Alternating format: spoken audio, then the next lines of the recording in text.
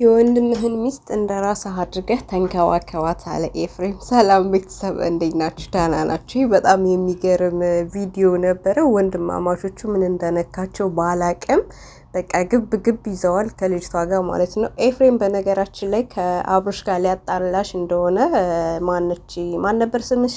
ውሽሜ መንቃት አለብሽ፣ ልትነቂ ይገባል።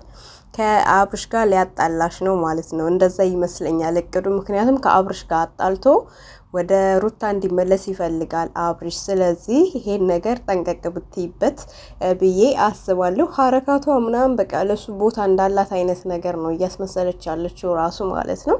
ምንድነው ግን አይደብርም? ከባለጌ በነገራችን ላይ ምን የሚጠበቅ ነገር የለም። ሁለታቸውም በጣም የሚደብሩ ሰዎች ናቸው ማለት ነው።